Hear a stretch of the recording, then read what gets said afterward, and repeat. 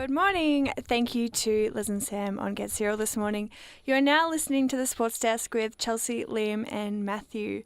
Now, Cricket World Cup starts this weekend. Boys, what do we think about the number of teams participating? It's a bit less than previous times. Yeah, it is a bit less. It's very interesting. So just for the viewers who aren't aware, they used to have the normal 10 participating, which is what's happening now. So your England, your Pakistans, your Australias, your South Africas. Then they used to have about 4 or 5 extra teams, which used to have their own kind of tournament pre-World Cup, like the Ireland, Scotland, Netherlands, those type of teams, and they would compete to get a chance to play in the World Cup. So now it's reduced to about 10 sides, and I think it might be something to do with the scheduling, I think was the decision. But I don't quite like it in terms of a World Cup. I feel like it's better to have all those little sides kind of in there to give their chance in the spotlight to see what they can do, and particularly for cricket, who's trying to make it a bit more of a global game away from the big juggernauts of Australia and England and that. I think it's important to give these lesser teams a chance to shine. Well, that's my thoughts. Liam? I agree. I'm looking at the 2014 World Cups teams, and yeah, so you got 2 test teams that aren't in the World Cup, which is Zimbabwe and Ireland. If I remember, I know Ireland's definitely not in. I'm pretty sure Zimbabwe isn't. Yeah, so you got Zimbabwe and Ireland, but you do have the newest test team in Afghanistan, Who is participating in this World Cup. Yes. I feel like you should have at least all the test teams, so that's 12 plus 2 extra stuff. Hong Kong, Scotland, Netherlands, Kenya, all these teams that Canada, yeah. Yeah. It was always interesting seeing them because you had those upsets. I remember, I think last World Cup, Ireland defeated Pakistan. Yeah, exactly. And it's just stuff like that happened, and now Ireland aren't in the competition. Yeah, exactly. Yeah. It's just very weird. It is weird. I'd understand if it was a bit more of a smaller local tournament, but yeah, that's part of the fun of the World Cup. It's all the cool kids playing now. And it's like when you watch the Olympics, you're always rooting for that like a lesser team, that one guy from the weird country, never seen a pool before, and he wins the gold somehow. Yeah. Like that's what you want. Those like good feel good stories. Yeah, that's the best part of global competitions. That unites everyone. We know that at the end of the tournament, those 10 teams will be competing, but we like to see those other teams participate. And we know, it's the top 4. It's only one It's only one table now instead of the 2. I think it was last World Cup. Yes. And it's pretty much what it is now. South Africa, India, Australia, and England. Yeah. And maybe Pakistan. You might take out Australia and put Pakistan there, because Australia, even though they're winning in terms of teams that can compete. Yeah, in terms of winning, Australia's not. We'll argue that just in a bit. Australia's not travelling too well. I know we're undefeated so far in the practice games, but they're practice games. Yeah. I don't give as much hope when we'll talk about who we think will win soon. Yeah, very surely. I personally do not give as much hope to take out the trophy for the 5th time, 6th time, something like that. We'll find out. I believe it's the 6th time, because Ponting won it twice, and then we've got 3 other World Cup captains. I wouldn't mind. I think only 2 countries can do the double, which is the triple, Australia and New Zealand. Take out the Cricket World Cup, take out the Netball World Cup, and then take out the Rugby Union World Cup. But then again, Australia also sucks at Rugby Union, so probably not. Yeah. So I watched the Australia versus, was it Sri Lanka? Maybe it was Sri Lanka. Can't remember. The warm game you're talking about? Yeah. And Smith scored. Australia versus England. Australia. Smith scored 100. Yep. So, back on form. Warner. It was a 93 run 100, wasn't it? Yeah. Something along those lines, yeah. And if he out as well. Yep. No bias here from us Australians, of course. But I believe there was some controversy with these 2 players, perhaps? Yeah. Are you unaware of the controversy? Yeah, you're going to fill me in, Matt. Oh, okay. Liam, do you want to fill her in on this? No, I thought yours. Because I'm not that aware either. I know he got caught out. That wasn't out. All right. Well, I thought we were talking about the sandpaper gate. I thought that's what we were talking about. Are you aware of the whole? Okay, so about last. Because all I know he was caught and bowled, and it didn't look like he was. Yeah, well, that's normal cricket. So that's what I stuff. thought it was on about. No. So last year that we had an incident where Steve Smith was our current Test captain, and we were playing in South Africa, and he, Dave Warder kind of brought up the idea of potentially adjusting the conditions of the ball, which is illegal in cricket. Okay. 'Cause it I must can- inform you this.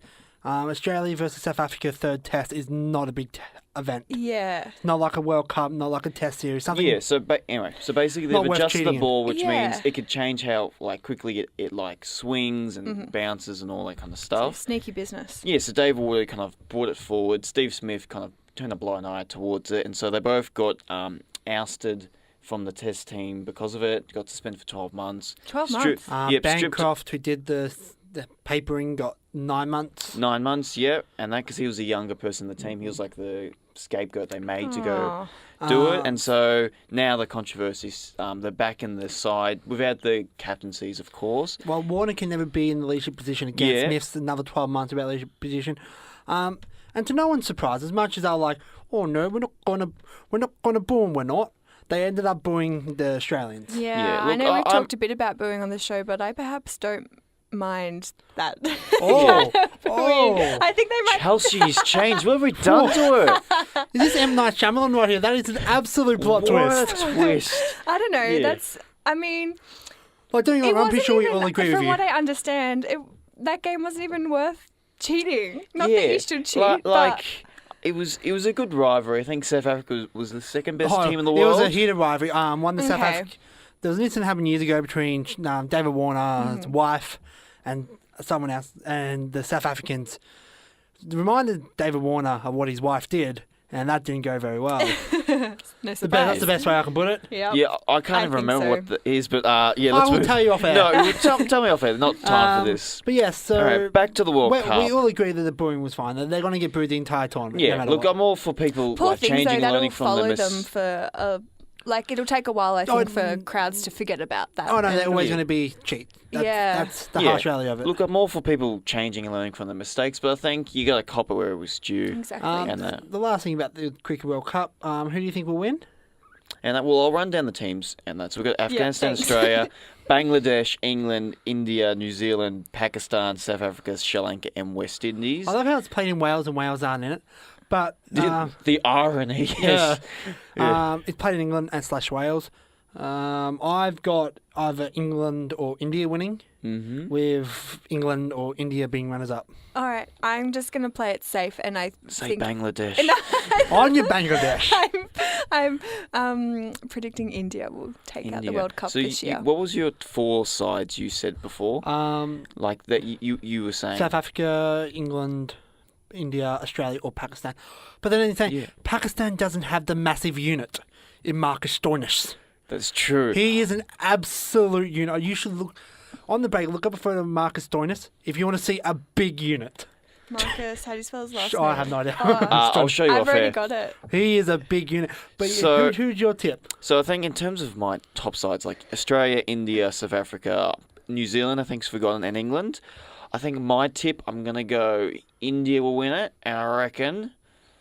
Actually, I'm gonna give it a little bit of hope. I reckon Australia might make Yeah. it to the final. Yeah, Just fingers because I crossed. know we've had some troubles, like 6 months ago, but I've actually quite liked the change of form, and I just feel like England might trip over themselves. But yeah, who is your dark horse? My dark horse would Like a be dark horse. Afghanistan making the Final Four. Final 4. Yeah. All right. They had that spin ball. I cannot remember his name. He's been dominating. The Rashid. Yeah, Rashid. Yeah. My dark horse is Afghanistan. I don't think top Final 4. I love it if they did. I can see them stealing 2 games from like a big opponent, like an England or South Africa or something, and I feel like they're going to go well. Pakistan usually loses to the bottom team, so maybe Pakistan. Maybe Pakistan, and I love to see the West Indies make it, but yeah. Matthew, we've spoken before about Ablett and how he maybe perhaps should have not Snapper. should not have got let off, but he's finally I've gone blank on the word. He's biting Suspended, dust. suspended. Yeah, he bite. Ugh, I've lost words. Yes, he bite the dust kind of. He got suspended for a week. Dun, dun, dun, dun, dun, dun, dun, dun. Yeah, yeah. so he had a little bit of a altercation with a Suns guy during kind of a contest on the weekend. Chucked an arm out, collected him in the jaw. Did a bit of an Andrew Gaff. An Yeah. arm out. He did a fist. Yeah, it wasn't of the standards of Andrew Gaff, and it was still like still worth a week, the hit. And so I'm actually, as a Geelong supporter, I must say, I'm happy he's gone the week because I thought he deserved a week last week. I think he's had enough chances to realise maybe let's not hit people in the head. It's good that it took him so long to realise he shouldn't punch people in the head. I think he just got like heated over the past couple of weeks in these contests. But I think a week off would be good for him. But it's good that finally we see some of these players that we've argued before that maybe haven't gotten the fair trial that other players have forced to kind of justice do. for Solo. Yeah, kind of justice kind of thing. It's good to see that he's finally bit the dust. Personally, this is just something I feel strongly about in general. I remember last year, it was round 23, Devon Smith went for a swing at a Port Adelaide player. Missed, but he went for an absolute swing and got a fine. And I remember after the Brayshaw incident, the AFL saying they're going to crack down on punches to the face. Yeah. Which, let's face it, could kill someone. Yeah, if definitely. If they're not landing headfirst on grass, they could easily die. And that really annoyed me. It's almost like a king hit some of the times. The Devon Smith one annoyed me because he went to punch him in the face and missed. Yeah. I believe personally Ablett should have got 3 weeks. For that one? For punching someone in the face, 3 weeks. Yeah. I think we should crack down on punching people in the face. I know that sounds dumb. Yeah.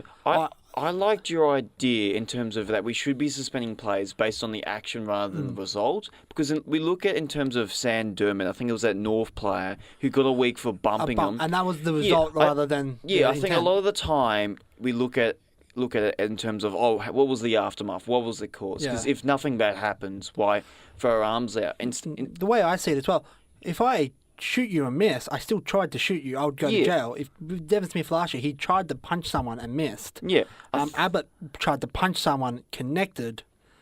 Lucky Miles wasn't injured or anything. Yeah. And that's what they're basing off. If Miles broke his jaw, Ablett's gone for 6 weeks. Yeah, I agree with that. I think we should base on the actions. In terms of Ablett getting 3 weeks, I think I was happy with the one because I don't think it was that severe We're of a about hit. 3 down to 2.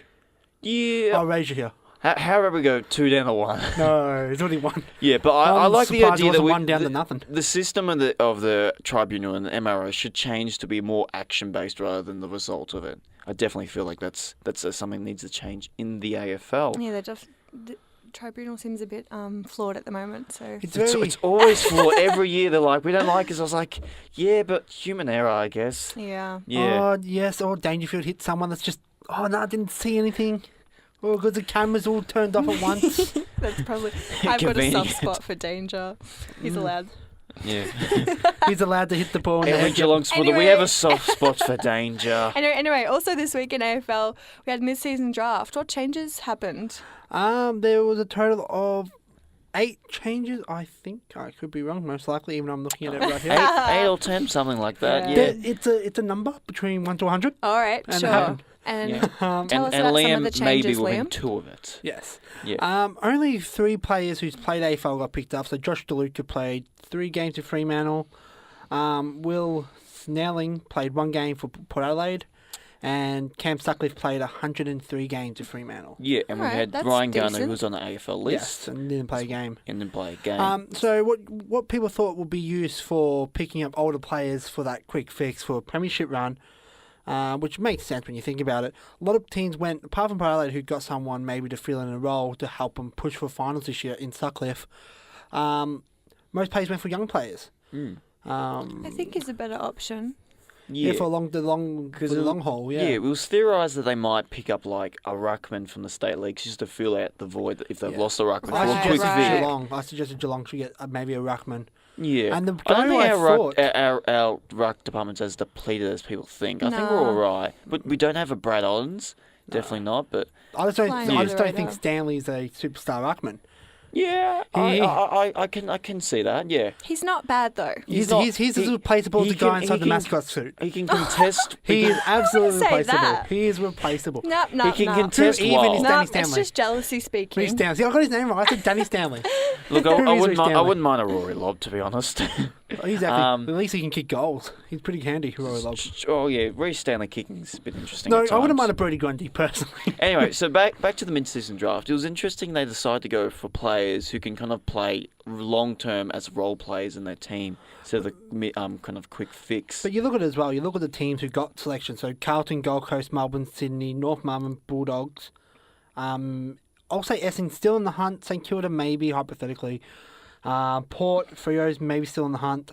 Richmond got a pick. Collingwood got a pick as well. Yeah. So out of all that, we'll say Collingwood, Richmond, Port, Freo. Probably like 6 teams. Are in the finals hunt. Yeah. Well, the majority of them that kind of picked selections weren't actually in the hunt, so they went for a long term. And apart from Gardner, who's already been told he's playing this week, making his debut, the only one I can really see playing and making impact would be, again, Sutcliffe for Port Adelaide, because they are pushing for that finals. Yeah, exactly. Don't know if he's going to be on the plane to China. That's going to be a very travelling flight, which we'll talk about later in the show, the China game. But also some controversy this week. West Coast were wearing their away jumper. Yes, I noticed this, and they said on their Twitter that it's human error, but... so for context, the round just gone was Indigenous round. So each club creates a new jumper for the round designed by an Indigenous artist associated with the club.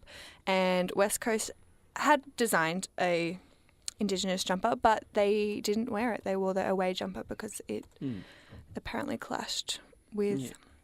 They just for a bit of context, they did wear their jumper the week before, and that's they did. Okay. Yeah, so they wore it the week before at home to kind of like show their kind of connection to the Indigenous culture, which is quite strong on West Coast.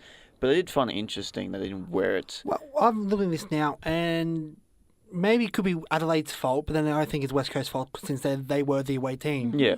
I'm looking at who announced theirs first. Adelaide announced, West Coast announced in April. Their jumper, and Adelaide in May. For context, though, actually, this is not probably as widely known, but the artists who are commissioned to create these jumpers were actually began creating the jumpers more than 12 months ago. Yeah, that's also what I was thinking as well. They would know about this. So they would have to have the jumper finalised before the fixture is even out. Yeah, exactly. So it's... Maybe there needs to be something changed so they could avoid a jumper clash in the future. But I don't know if we can blame the I just don't know how hard clubs. it is to flip it and reverse it, make it yellow. It's not hard to make it gold. Yeah, make it yellow or make it white. Just redo the thing. Get rid of the eagle. The eagle looked ugly anyways in the Indigenous I like jumper. the eagle. I In the jumper. In the jumper, I liked it. I differ from you. You had all these great Indigenous designs, and you have this eagle. I would have liked like a more Indigenous eagle, but I liked how they incorporated it in. I think I put the blame on the Eagles for one not having a backup idea, and then once they knew it was going to be their away game, not talking to Adelaide or lack of communication somewhere. I just thought it was a bad look. Because you have all these teams wearing their Indigenous jumper, and you got West Coast. Yeah. At least they did wear it the week before. Yeah, and they're wearing it again this week against the Doggies. I don't think any malice or anything should be coming towards West Coast. It's not malice. And I'm sure or any negative, because they did wear it and they did honour it the week before. And I don't think anyone who would say that West Coast don't appreciate the Indigenous, like that's definitely not I don't think happening. it's deliberate. I don't think No, it's it's not ploy. deliberate. And I think it probably should have been a bit smarter in terms of being aware of what was going to happen. And we'll just jump straight back to the mid-season trade and that. They're talking about the mid-season trade period. I'm personally against it because I feel like it's a way to make the stronger teams stronger, the weaker teams weaker. And by weak, I'm talking about the St Kilda's, Gold Coast, and that. Yeah, Carlton's the teams, fine. Yeah. Carlton will always be fine, just their name itself. I will say this and I stick by it. If Patrick Cripps played for Gold Coast, he'll be back in Perth years ago. Yeah. As much as he calls himself this loyal person, I think the Carlton name itself is half the reason why he's staying. But I don't know. I'm not a fan of it because we'll say who's out of contract at the Gold Coast? Jack Martin. He's probably one of their best players. Could be leading their best and first. I don't know. Don't watch much Gold Coast. He could very easily be like, "Oh, Geelong's doing good. I want to go there to win that quick flag." Wouldn't mind. I think the mid-season draft is important for clubs, say like Richmond, who have long-term injuries that will affect them for the whole entire season, to be able to regroup and fill in spots where they're needed. But what do you thought about the mid-season trade though? Like clubs in the mid-season kind of trading players, because we see it in terms of like soccer and NBA, and it works well for that kind of atmosphere. The longest seasons as well. They're longest season. They're like 82 games for the NBA. Right. That's like context. I don't think it suits well to the AFL landscape. And yeah, I don't think it would be probably a good look for the game. And a good example go back to NBA. Completely forgot his name. The guy from the Pelicans. Anthony Davis. Yeah, Davis wanted to go to the his manager requested the trade on his behalf, and then it fell through, and then it was a bit of a... that was the end of the Lakers season, that was. We've got some huge news. The first time in NBA history, in the whole 72 years, that a team outside of the US has made the NBA Finals. Huge. Huge. All I got to say is all hail the North. And if you don't know what that means, it's Toronto, the Toronto Raptors, based in the north part of the NBA kind of landscape. The first time in 72 years, a team outside the American, outside of America has made the NBA Finals. That being said, there's only one team based outside of America, which is Toronto. Technically two if you count Vancouver Grizzlies who moved to Memphis. But 72 years, Toronto, they've been a city of heartbreak in terms of NBA. They've lost a few kind of conference finals and semi-finals. And after being top... They were known for choking. They were known for choking. They were known from losing to LeBron, which is something that everyone seemed to do in the East for about 8 years straight. But then he moves to the West and LeBron's now known for losing. We can talk more about that another time. But yeah, Toronto have made it. Kawhi Leonard, their superstars led them to the finals. What's our kind of reactions to this? Finally seeing a team after so long, like, receiving this success. Well, I thought Milwaukee choked, personally. I thought they got ahead of themselves and then didn't live up to the occasion. It's good for Toronto. They, finished... They finished first in the conference last season. They did. Yes, they did. And they went out second round to Cleveland, who ended up making the finals. Yeah, well, it's more... Very exciting... They went out to LeBron, let's be honest. That very exciting Golden State versus Cleveland 4 that everyone loved and was so excited for. Game 1 was fun, though. Sorry, I fell asleep just thinking about it. But I'm happy for them. They deserved to make it. They were... At the start of the season, they were the best team in the East for probably the first half, and then Milwaukee passed them. Because they got to a 16-0 winning streak, or they lost a game. I'm pretty sure they won 16 straight at one point. In terms of this season? Yeah. I'm not sure. I think last season they definitely did. I'm not sure at the start of the year they did. Yeah. So for people who don't know, at the end of last season, they sacked their coach, who was the coach of the year, actually. And that just for a change-up after constant kind of losing in the finals. They traded away their best player to get an even better player, which was Kawhi Leonard. And now they've made it to the NBA Finals for the first time, so it seems to have all worked out in the end.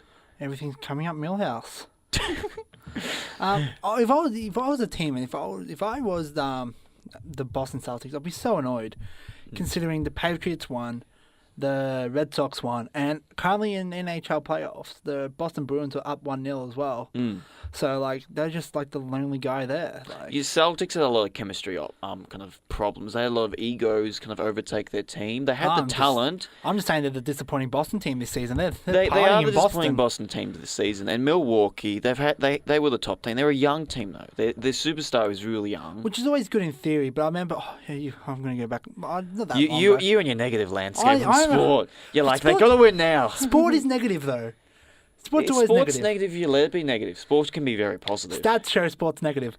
Go back yonks ago now. Well, not yonks. 2015 with the Carolina Panthers. Their young team in the NFL. Yeah, the young team that only lost one game for the season, then got belted in the Super Bowl. And where have they been since? Yeah, it's true. Look at Melbourne, the young Melbourne team. That being said, Bulldogs, lost the elimination final, then a year later won the flag. And what have they done since? But then look at Melbourne. So negative, man. Fair enough. Look at Melbourne. It's good to be a young team. Yeah. But I always wonder, does that loss hurt the team? I think the loss to the prelim final hurt Melbourne. Yeah. Going to the season, they're playing off that loss. If it's to help inspire them, then yes, Milwaukee. I've got them playing in the finals next season. I don't think it was that tragic of a loss, to be honest. They were up 2-0. They were up by 2-0, but that being said, a lot of teams are up by 2-0 in the NBA. It's not as big as a lead. No. And I still have a lot of promise for Milwaukee to bounce back next season. I think they're definitely a team to threaten next season. But that being said, the East is shaping as a tough kind of side of the conference right now. Well, it's hard when all the superstars are on the other in the West. Yeah, but my point is a lot of superstars are crossing over to the East, which is finally good to see. But then even people saying Jimmy Butler might head over to the Lakers. Well, everyone's apparently heading over to the Lakers. Yeah, I think If you read any news Butler's site. more likely to go over to the Nets, and Irving might go to the Lakers or the Nets. I think is likely to go. Kevin Durant's looking at going to the Knicks, so that's going from West to the East. You know, I've heard that for years. I could put good currency on the fact that he won't go to the Knicks. Where would you say he goes? I say he either stays at Golden State, Hmm. or maybe he could do a homecoming like LeBron, go back to the OKC. I don't think he'll go back to OKC. It just But that 'cause place seems like a basket case at the moment, anyways. yeah, but he's from Washington originally. That's where he played his college. He got his first team was OKC. I don't think he has much of a draw to go to OKC. No, his first team wasn't OKC.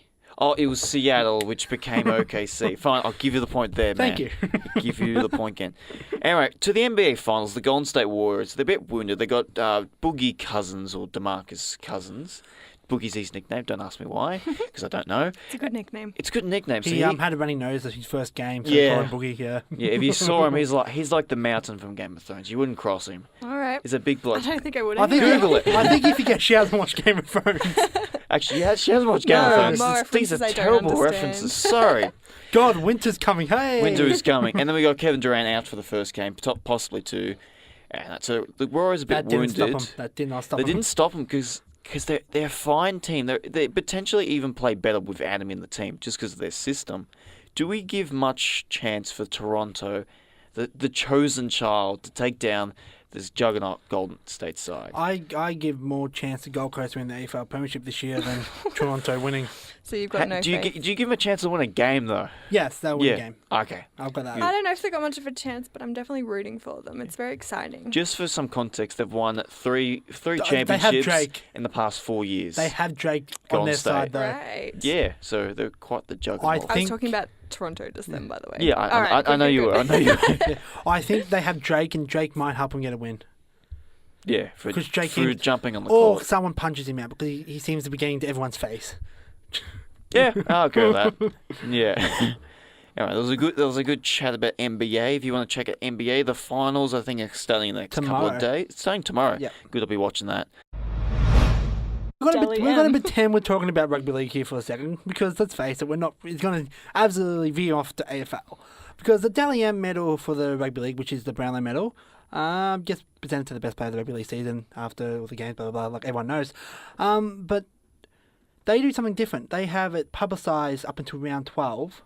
So live voting, because you Live can see voting. how plays are going. So at the moment, after round 12 in the rugby league, Mitchell Pearce from the Newcastle Knights are on 15 votes. Mitchell Pearce. Yeah. Really? Okay. He's And then- he's an interesting bloke. The big lad himself, Cam Muster, Doesn't on- ring a bell.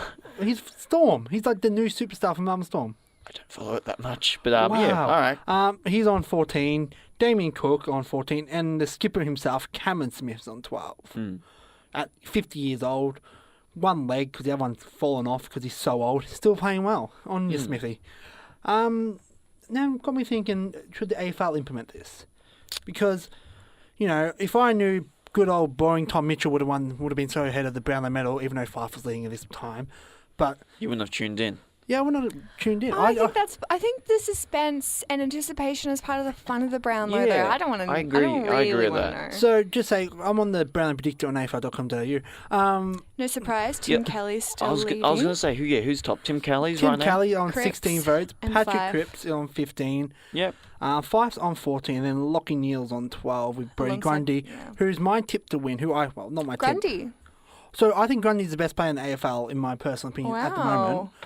Wow. I think he should win. What's he got that no one else has? Height. Height. Oh no, he's Height and a good hand to tap the ball. he's the tallest midfielder in the AFL. He's Yeah, more of a he kind of midfielder than is. he's a ruckman. All right. Because he's a ruckman, AFL has a bias against anyone that's not a midfielder when it comes to the midfielders award. Oh, it's just because you see midfielders more. But yeah, that's why I think it should be done different. That's why I also don't think Tom Mitchell should have won. I've gone on about I don't think Tom Yeah, Mitchell let's- should have won let's the veer Brownlow off the so Tom Mitchell many train. We've times. been there, done that. Been there, man. Speaking of It hurts, bias, it hurts. It's over. Hurts. So you guys don't think it should be a? I'd like thing. the suspense of the night, and I like the round kind of wrap ups they do. But you know But when that being said, the night is very long. I think probably different let's be parts of it honest, should be we cut down. all fall out of interest a little bit on Brownlow night, going, oh, we're only up to round Well, 7. that's what I mean. I like, think the you red go- carpet, something should be done about that. What do you mean? Like don't show it. I like the red carpet, but I don't think it's as entertaining for the viewers as it should be. I love the red carpet. What's the red carpet missing? I feel like they should Entertainment? No, I feel like they should be showing off the dresses more than they actually are, because they had like this one concept where they had like the gals stand up on this like kind of rotating kind of Oh my god, that's whack. platform. I don't like that. Yeah, that's what I'm That's talking about. too weird. Some of the stuff I see, I was like, why? I like, yeah. Well, the main issue with this as well, the players are famous. The wives are just normal people, or most of them are just normal people. That's why So- it's fun. You get to meet the players' I wives, the but players' I don't care partners, if someone's the players' wearing second a half. 1927 Brazilian make silk All one right. Yeah, but gown, it's good- double it's good cuff. to- The broadcast whole football to- season, you don't have to talk about glitz and glamour. One night, it's fun just to indulge Yeah, a it's good little to bit. it's good to broadcast to a large Exactly. audience. I think they Exactly. they should probably mix up the form with the red carpet and make it a bit more kind of, I guess, entertaining. Interesting. Yeah, and to showcase the dresses a bit more. That's Yeah. yeah. Have them do that. You know the dam kick on the grand final. The what? They kick in the river. Yeah. Have them do that in their dresses. In their heels. Oh my God, no. Oh, so many torn dresses. God, no. But like I watched the Brown Mate. You got round 1 and you hear someone, just say Alex Rance did his ACL. So you got round 1 as Richmond versus Carlton. Alex Rance, run vote, and you know he's not going to win. He's done did his ACL. He's not going to win the Brownlow. And you know it's only, especially the last few years, who they say they're going to win wins. There hasn't been a surprise since Pritis won, and that's because a lot of shenanigans went on during the season for that to happen.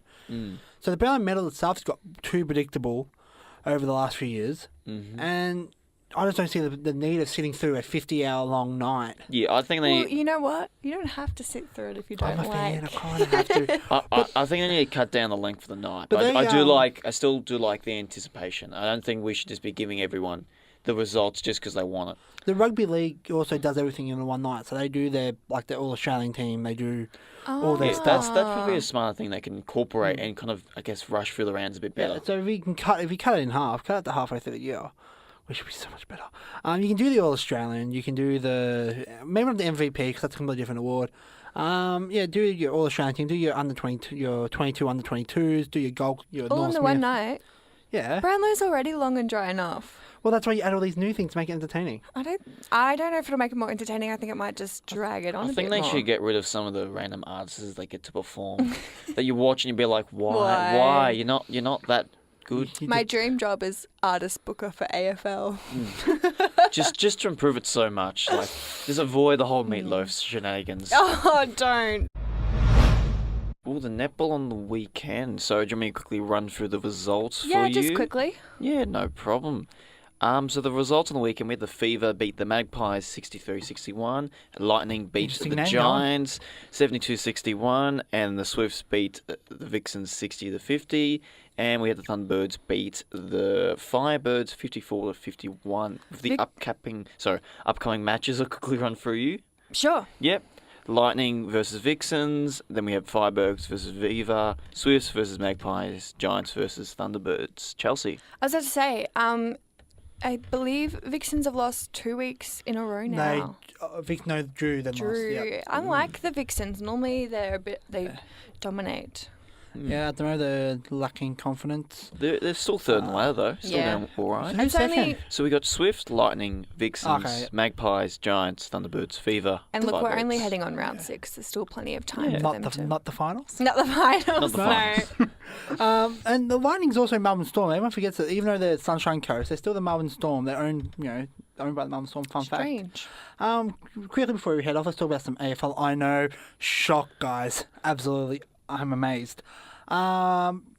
China's been games in China, the China. last 2 years. Stuff's happening Yeah. in China. China's a country. China's a People thing. people live in China. Yeah. Shanghai's a place in China. And Is this it? week, people from Australia are going to go to Shanghai, China, to play a game. They're going to Some go sorts. there and kick a ball around. They in a will, paddock. hopefully. Who's playing in Shanghai this weekend? Port Adelaide, which is technically their home game, but not their home game, because they're contracted to only play home games at Adelaide Oval, but it's still their home game. Right. Don't ask. Just don't Yeah. ask. All right. Have played Gold Coast there the last 2 years, and this time they're playing St Kilda because they won a big Victorian club. Wink, wink, nudge, nudge. To pull the crowds in Shanghai. Hey, those Shanghais, they love their St Kilda. Absolutely love their St Kilda over there. Actually, the only AFL supporter I met when I was over in China was a Geelong supporter. So you guys are everywhere. The issue I have with this is that St Kilda's never played there before, and they played on Sunday, where Port Adelaide, who's played there the last 2 years, played on Saturday. So St Kilda not only have to adapt to this brand new climate, 38-degree heat, probably going to be very polluted. Having to play Port Adelaide, who's been there, done that. They should have played on Saturday. I thought it would have been the smarter option. And they're playing on Sunday, then doing something like that. It's not very fair, really. And just quickly, I'm a big fan of international AFL. What about you? If it's done right, I like the idea of it, but it has to be done right. I don't want to see teams going over and playing in China and no one's really interested in it.